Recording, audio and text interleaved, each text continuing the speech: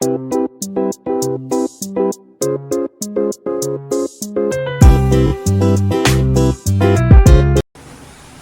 Kitchen मध्ये नमस्ते. आज बनवते चटणी. आई किचन मध्ये नमस्ते. आजची रेसिपी आहे उन्हाच्या दिवसात जेवायला होत नाही म्हणून साईड डिश अशी मी चटणी बनवते. चटणीसाठी इथे शेंगदाणे घेतल्यात 1 वाटी, भाजून घेतलेला आहेत. इथे लसूण घेतलेली आहे छोटी 1 वाटी, ती पण भाजून घेतलेली आहे. इथे कढीपत्ता घेतलेला भाजून घेतलेला आहे. जिरं छोटी वाटी 1 आहे, भाजून घेतलेले आहेत. आणि इथे धने भाजून घेतलेले आहेत. बडीशेप आहे भाजून, चवीनुसार मीठ, आणि याच्यात सुके मसाले येतील. इथे आहे ना बडीशेप घ्यायची, ती टाकायची मिक्सरच्या भांड्यामध्ये. धन घ्यायचे, जिरा घ्यायचा. इथे 1 वाटी घरचा मसाला आहे, म्हणजे 2 चमचा आहे.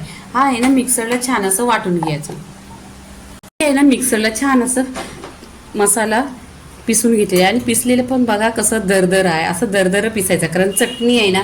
आता इथे काय करायचं, भाजलेली लसूण आहे ती टाकायची याच्यामध्ये. आणि इथे आहे ना कढीपत्ता, भाजलेलाच कढीपत्ता आहे, हा टाकायचा. आणि छान असं मिक्सरला परत दरदरा पिसून घ्यायचं.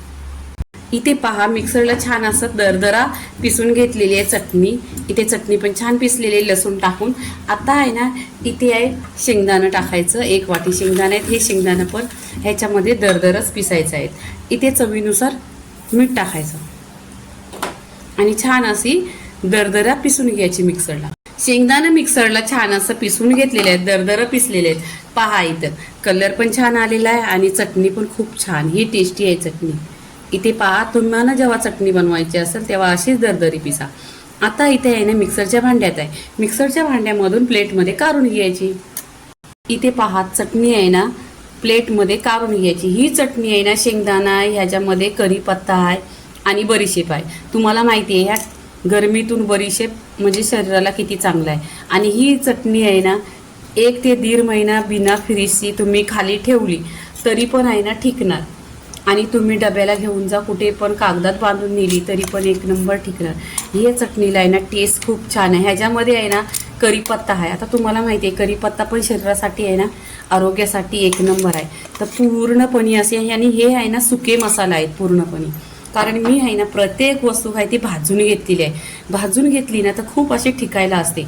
शेंगदाणा असला, कढीपत्ता असला, जिरा असला, सगळ्या यातल्या जिनस आहेत ना भाजून घेतलेले आहेत. म्हणून तुम्हाला चटणी बनवायची असेल ना थोडीशी तकलीफ होईल, पण तव्यावर आहे ना छान असं भाजून घ्या. प्रत्येक एक वस्तू भाजून घ्या.